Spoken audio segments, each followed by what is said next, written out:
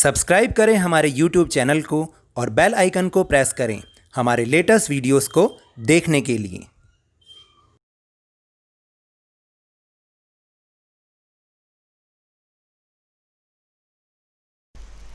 Hello and welcome to Lavneesh sir की क्लास। आज की ये शिक्षा निदेशालय राष्ट्रीय राजधानी क्षेत्र दिल्ली की वर्कशीट नंबर 45 जो कि क्लास 10th के स्टूडेंट्स के लिए है। यह ली गई है सामाजिक विज्ञान के राजनीति विज्ञान विषय से, जिसमें हम समझने का प्रयास कर रहे हैं पाठ 6 राजनीतिक दल। आज हम राजनीतिक दल की चुनौतियों और इन राजनीतिक दलों को कैसे सुधारा जा सकता है, यानी इन चुनौतियों पर कैसे पार पाया जा सकता है, उसके विषय में चर्चा करेंगे। तो आपको तो याद ही है कि पिछली वर्कशीट में भी हमने इसी पाठ के एक भाग को डिस्कस किया था। तो आज भी हम इसी तरीके से इस पाठ के अन्य भाग को यहाँ पर डिस्कस करेंगे। पिछली बार हमने समझा था कि दलीय व्यवस्था क्या होती है और दल कितने प्रकार के होते हैं, यानी जो ये राजनीतिक पार्टियां होती हैं ये कितने प्रकार की होती हैं। ये 2 प्रकार की होती हैं। एक राष्ट्रीय दल होते हैं जिनका प्रभाव पूरे देश में होता है, और एक क्षेत्रीय या प्रांतीय दल होते हैं जिनका प्रभाव अपने प्रांत में या अपने किसी विशेष क्षेत्र में होता है। फिर इसके बाद हमने 6 राष्ट्रीय पार्टियों के बारे में विस्तार पूर्वक पढ़ा कि वो किन मुद्दों पर बनी हैं, उनका चुनाव चिन्ह क्या है और वर्तमान लोकसभा में उनकी स्थिति क्या है। आज हम सबसे पहले इन राजनीतिक दलों की कुछ कमियों या कुछ चुनौतियों के बारे में पढ़ेंगे, क्योंकि हर राजनीतिक दल में किसी न किसी प्रकार की कमी है, कोई ना कोई चुनौती उनके सामने है। तो चलिए आज इन्हीं चुनौतियों को हम समझने का प्रयास करते हैं। तो शुरू करते हैं मेरे साथ और इस वर्कशीट को समझने की कोशिश करते हैं। तो ये जो राजनीतिक दल है ना, इनके समक्ष कई प्रकार की चुनौतियां होती हैं। जैसे सबसे पहली चुनौती जो हम लेते हैं वो है आंतरिक लोकतंत्र का अभाव। देखिए इसका मतलब क्या होता है। ये जितने भी राजनीतिक दल हैं ये चाहते हैं देश में तो लोकतंत्र हो, लेकिन इनके भीतर ही लोकतंत्र नहीं होता। जैसे कि ये किसी प्रकार का चुनाव नहीं करवाते, कोई सांगठनिक चुनाव नहीं करवाते। जो पार्टी के आमतौर पर क्या होता है कि जो पार्टी के सीनियर लीडर्स होते हैं वही अध्यक्ष बन के बैठ जाते हैं, या जो शीर्ष पद होते हैं उन पर आसीन होकर बैठ जाते हैं। लेकिन एक जो आम कार्यकर्ता होता है उसे पता ही नहीं होता कि पार्टी के अंदर कभी चुनाव हो रहे हैं या नहीं हो रहे, या उसको भी आगे आने का मौका ही कभी नहीं मिल पाता। तो इसलिए इन पार्टियों के भीतर ही खुद लोकतंत्र का अभाव होता है। तो ये राजनीतिक दलों के सामने सबसे प्रथम चुनौती है। फिर इसके बाद जो दूसरी चुनौती है वो है वंशवाद की चुनौती। देखिए आमतौर पर अधिकांश दलों में जो शीर्ष पद होते हैं उसमें कुछ एक परिवार या कुछ लोगों का ही दबदबा बना रहता है। ये क्या करते हैं, ये अपने ही परिवार या रिश्तेदारों को आगे बढ़ाते हैं, या जब चुनाव आता है तो उन्हें ही वो अपनी इस पार्टी की टिकट देते हैं। जबकि शायद एक जो सामान्य कार्यकर्ता है वो भी इतना प्रतिभावान हो सकता है कि वो चुनाव लड़े और वो जीत भी जाए और जनता के लिए, जनता की भलाई के लिए वो काम कर पाए। तो इसको हम कहते हैं वंशवाद की चुनौती। फिर जो तीसरा है वो है आपराधिक तत्वों की बढ़ती घुसपैठ। अब आप देखिए कि क्या होता है क्योंकि हर राजनीतिक पार्टी का एक उद्देश्य है चुनाव जीतना। तो इसलिए चुनाव आने पर, चुनाव जीतने के लिए कई राजनीतिक पार्टियां, हम सबका नाम नहीं लेते या सबको नहीं कहते, कई राजनीतिक पार्टियां ऐसे लोगों को अपना उम्मीदवार बनाती हैं जिनके पास धन होता है या बल होता है। और ऐसे ही ये जो जितने अमीर लोग होते हैं या जो इस पार्टियों को चंदा देते हैं, पार्टियों को फंड्स देते हैं, वो अपने धन या जो उनके एक पीछे बैकग्राउंड है, एक जो पीछे उनकी क्या कहते हैं कि बहुत तगड़ा जो उनकी पृष्ठभूमि है, वो इसके बल पर क्या करते हैं, जो पार्टी की नीतियां होती हैं उनको प्रभावित करने की कोशिश करते हैं कि वो एक बार चंदा दे देते हैं और उनसे हाथ मिलाकर ये शायद वादा भी ले लेते हैं कि भाई जब आपकी पार्टी जीतेगी तब हमारा फ़ायदा होना चाहिए। तो इसको हम कहते हैं आपराधिक तत्वों की बढ़ती घुसपैठ। यानी हमने देखा भी है कि बहुत सारी पार्टियां क्या करती हैं, वो ऐसे लोगों को अपना उम्मीदवार बना लेती हैं जिनका कि क्रिमिनल बैकग्राउंड होता है, यानी उनकी जो कहीं ना कहीं उनके ऊपर कोई क्रिमिनल केस होता है। इस तरीके के उम्मीदवारों को वो अपना उम्मीदवार बना लेती हैं, इस तरह के लोगों को। तो ये पार्टियों के सामने सबसे बड़ी चुनौती है कि धीरे धीरे उनमें आपराधिक तत्वों की घुसपैठ बढ़ती ही जा रही है। फिर जो इसके बाद जो चुनौती है, चौथी चुनौती, वो है विकल्पहीनता। विकल्पहीनता का मतलब होता है कि लोगों के सामने कोई विकल्प ही नहीं होना। आमतौर पर कमोबेश ये जितने भी राजनीतिक दल हैं, इनके सभी नीतियां और कार्यक्रमों के बीच में कोई खास अंतर नहीं है। यहाँ तक कि उनके बीच जो एक वैचारिक अंतर जो होना चाहिए वो भी बहुत कम पाया जाता है। तो इसलिए जो लोग ये सोचते हैं कि उन्हें कोई अलग से नीतियां मिलें या कोई ऐसी पार्टी मिले जिसकी नीतियां या कार्यक्रम इन पार्टियों से कुछ अलग हों, तो ऐसे लोगों के हाथ तो मायूसी ही लगती है, उनको विकल्पहीनता ही मिलती है। उनके सामने कोई विकल्प नहीं होता, बस जो पार्टियां हैं हमें उन्हीं में से ही चुन देना होता है, उन्हीं को ही उनका ही चुनाव करना पड़ता है। हालांकि उनके जो नीतियां और कार्यक्रम में कोई भी अंतर नहीं है, बहुत कमोबेश बहुत थोड़ा बहुत अंतर होता है, लेकिन क्या करें, हमें उन्हीं में से ही किसी एक को चुनना पड़ता है। इसे कहते हैं विकल्पहीनता की चुनौती। और आखिरी चुनौती है पारदर्शिता का अभाव। पारदर्शिता का अभाव का मतलब होता है कि पार्टियां जो होती हैं, ज़्यादातर पार्टियों में पारदर्शिता का बहुत ज़्यादा अभाव होता है। इसलिए क्या होता है कि जो सामान्य कार्यकर्ता होता है उसके नेता बनने या ऊपर आने, यानी ऊपर के जो पद होते हैं यानी शीर्ष पद होते हैं, वहाँ तक आने की संभावना शायद ना के बराबर होती है। तो इसको कहते हैं कि पारदर्शिता का अभाव, यानी पारदर्शिता के अभाव की चुनौती। तो अभी हमने जो समझा कि राजनीतिक दलों के सामने ये सारी चुनौतियाँ हैं। अगर राजनीतिक दल इन चुनौतियों पर पार पा लें या इन चुनौतियों का समाधान ढूंढ लें, तो शायद हमारे देश में भी एक अच्छी राजनीति हो सकती है। फिर इसके बाद हम बात करेंगे कि राजनीतिक दलों में सुधार हेतु कुछ सुझाव, यानी राजनीतिक दलों में सुधार कैसे किया जाए, इनमें सुधार लाने के क्या क्या उपाय हैं। तो जो सबसे पहला उपाय है वो है दल बदल कानून को सख्त किया जाए। आपको अगर पता हो कि सुप्रीम कोर्ट ने दल बदल के ऊपर एक ऐसा ऐतिहासिक फैसला दिया। पहले क्या होता था कि जो कोई उम्मीदवार होता था वो लड़ता तो किसी और पार्टी के चुनाव चिन्ह पर था, और जब वो जीत जाता था और बाई चांस उसकी पार्टी की सरकार नहीं बनती थी, तब वो पैसों के लालच में या पद के लालच में किसी और पार्टी से जाकर मिल जाता था। तो इससे क्या होता था कि जो जनता के साथ तो ये धोखा हुआ, क्योंकि जनता ने जिस पार्टी के उम्मीदवार के तौर पर उसे वोट दिया था, चुनाव जीतने के बाद सरकार ना बनने के कारण वो व्यक्ति किसी और पार्टी में चला जाता था। तो इस पर अब सुप्रीम कोर्ट ने रोक लगा दी है। सुप्रीम कोर्ट के आदेश अनुसार कोई भी जो गठबंधन होना है या किसी को किसी भी पार्टी में जाना है तो वो सब चुनाव से पहले होना चाहिए। अगर चुनाव के बाद कोई ऐसा करता है तो उसके ऊपर कार्रवाई होती है।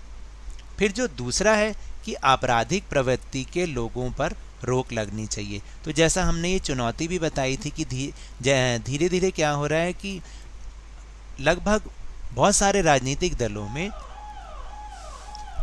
तो जो दूसरा सुधार के लिए उपाय है जो वो है आपराधिक प्रवृत्ति के लोगों पर रोक लगे, यानी रोक लगनी चाहिए। जैसे कि हमने ऊपर भी बात की कि ये एक समस्या भी है, एक चुनौती है हर राजनीतिक दल के सामने कि उनकी पार्टी में आपराधिक प्रवृत्ति के लोगों की घुसपैठ बढ़ती जा रही है, उनका जो प्रभाव है वो धीरे धीरे बढ़ता जा रहा है।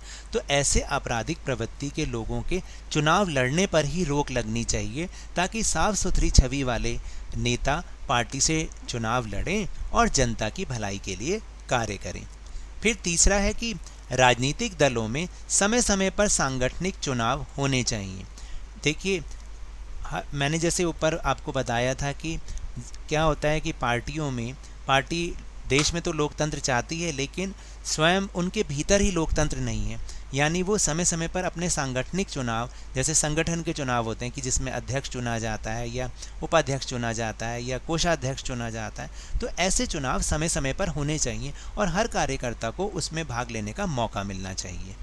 फिर उसके बाद है कि राजनीतिक दलों के आंतरिक कामकाज को पारदर्शी बनाया जाना चाहिए। तो वाकई ये भी एक सुधार का उपाय है कि राजनीतिक दल अपने सारे कामकाज को पारदर्शी बनाए, ताकि एक जो आम कार्यकर्ता है उसे भी पता होना चाहिए कि पार्टी में क्या हो रहा है, उसे भी पार्टी में आगे आने का मौका मिलना चाहिए, ऊपर उठने का, अपना कद बढ़ाने का मौका उसे पूरा पूरा दिया जाना चाहिए। क्योंकि हो सकता है कि एक जो आम कार्यकर्ता, सामान्य कार्यकर्ता है, उसमें वो सारी प्रतिभा हो जो एक नेता बनने में होती हैं, और वो नेता बन के या ऊपर उठ के या ऊपर के पदों पर आके वो भी पार्टी में से की टिकट ले सके और चुनाव लड़ सके और जनता की भलाई करने का उसे भी मौका मिल सके। फिर अगला जो उपाय है वो है महिलाओं को उचित प्रतिनिधित्व मिलना चाहिए। हम ये मानते हैं कि आमतौर पर महिलाओं का कार्य, जो महिलाओं का मैनेजमेंट का कार्य है, वो बहुत अच्छा होता है। तो अगर महिलाओं को भी इन राजनीतिक दलों में उचित प्रतिनिधित्व मिले तो इन्हें भी जनता की सेवा करने का मौका मिलेगा। तो शायद जो राजनीतिक दल हैं उनकी छवि भी अच्छी बनेगी और उनके कामकाज करने का तरीका भी अच्छा हो पाएगा, अगर महिलाओं को उनमें उचित प्रतिनिधित्व मिले। ये कह दीजिए कि हमारे देश की बदकिस्मती है कि अभी तक किसी भी राजनीतिक दल में शायद 10% से ज़्यादा तो किसी महिला को उसमें प्रतिनिधित्व मिला नहीं है। 10 होगा या 10-12 होगा, इससे ज़्यादा नहीं है। जबकि हमने देखा है कि हर क्षेत्र में महिलाएं पुरुषों के साथ कंधे से कंधा मिलाकर कार्य कर रही हैं। तो फिर इस क्षेत्र में क्यों नहीं? तो इस क्षेत्र में भी, यानी कि हर राजनीतिक दल में भी महिलाओं को उचित प्रतिनिधित्व मिलना चाहिए। फिर इसके बाद जो अंतिम उपाय है, अंतिम सुझाव है, वो है कि चुनाव का खर्च सरकार उठाए। देखिए, हम सब जानते हैं कि चुनाव आयोग ने एक लिमिट सेट कर रखी है हर राजनीतिक दल के लिए कि इतना रुपया किसी चुनाव में खर्च किया जा सकता है, इससे ज़्यादा नहीं।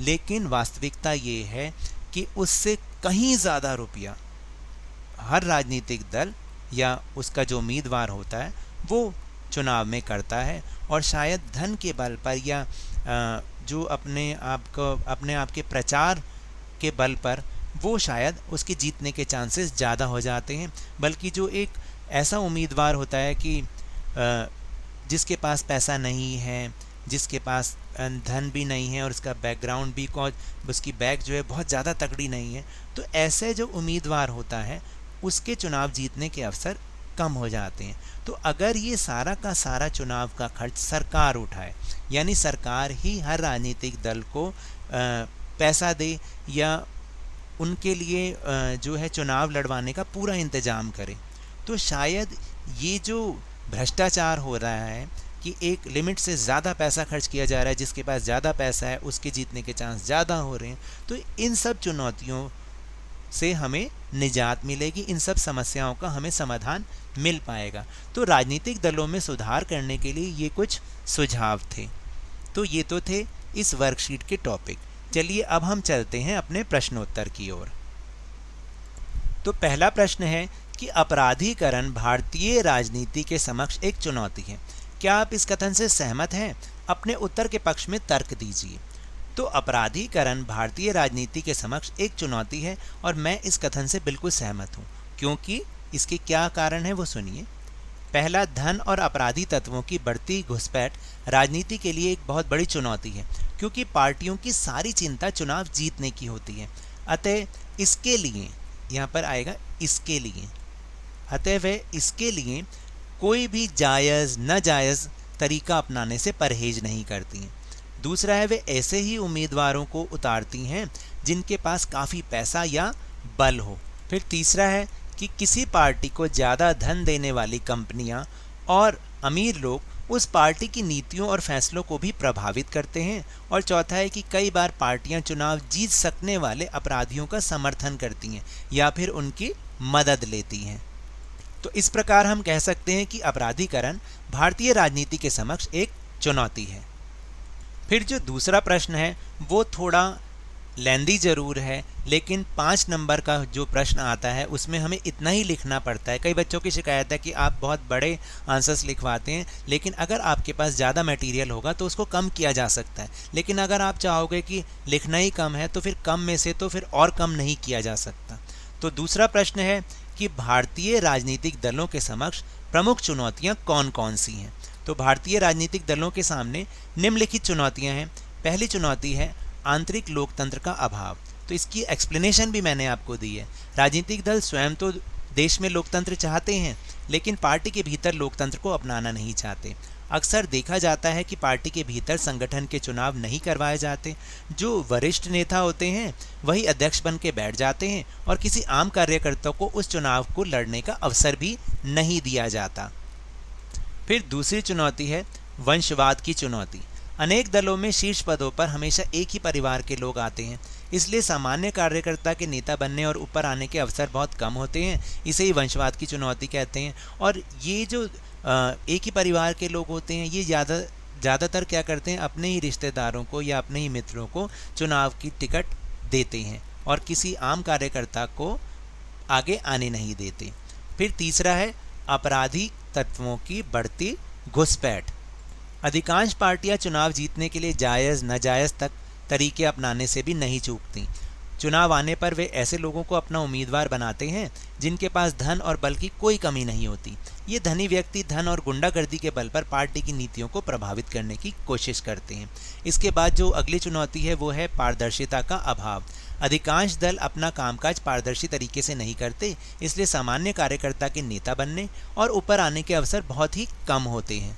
और फिर अंतिम जो चुनौती है वो है विकल्पहीनता। लगभग सभी राजनीतिक दलों की नीतियां एक जैसी होती हैं। इन दलों के बीच वैचारिक अंतर भी कम पाया जाता है, इसलिए जो लोग इससे अलग नीतियां चाहते हैं उनके लिए विकल्प उपलब्ध नहीं होता। इसके बाद है प्रश्न नंबर 3, भारतीय राजनीतिक दलों में सुधार हेतु कुछ उपाय सुझाइए। तो भारतीय राजनीतिक दलों में सुधार हेतु कुछ उपाय निम्नलिखित हैं, जैसे दल बदल कानून को सख्त किया जाना चाहिए। आपराधिक प्रवृत्ति के लोगों के चुनाव लड़ने पर रोक लगनी चाहिए। तीसरा, राजनीतिक दलों में समय समय पर सांगठनिक चुनाव होने चाहिए। चौथा, राजनीतिक दलों के आंतरिक कामकाज को पारदर्शी बनाया जाना चाहिए। पांचवा, महिलाओं को भी राजनीतिक दलों में उचित प्रतिनिधित्व मिलना चाहिए। और आखिरी है कि चुनाव का सारा खर्च सरकार को उठाना चाहिए। तो अब वो सेक्शन जिसका इंतज़ार बहुत सारे स्टूडेंट्स को रहता है और वो है 5 सवाल हर हाल तभी करोगे बोर्ड में कमाल। तो आज के 5 प्रश्न हैं। पहला प्रश्न, भारतीय राष्ट्रीय कांग्रेस द्वारा कौन सा गठबंधन बनाया गया है? ये आपकी पाठ्यपुस्तक में दे रखा है। दूसरा प्रश्न है कि भारतीय जनता पार्टी द्वारा कौन सा गठबंधन बनाया गया है। तीसरा है दल बदल किसे कहते हैं। फिर उसके बाद चौथा प्रश्न है कि गठबंधन या मोर्चा किसे कहते हैं। और पांचवा प्रश्न है कि बहुजन समाज पार्टी किन वर्गों का प्रतिनिधित्व करती है। तो ये तो थी आज की वर्कशीट। अगर मेरे इस तरह समझाने से आपको थोड़ा सा भी समझ में आया हो तो इस चैनल को ज़्यादा से ज़्यादा सब्सक्राइब कीजिए, लाइक कीजिए और बहुत ज़्यादा शेयर कीजिए। और हाँ, मेरे साथ इसी तरह वर्कशीट को समझते रहिए, लेकिन ध्यान और मन लगाकर ज़रूर पढ़ते रहिए, पूरी मेहनत के साथ पढ़ते रहिए। और अगर कोरोना से बचना है तो 2 गज या 6 फीट की दूरी बनाना बहुत ही ज़रूरी है। धन्यवाद।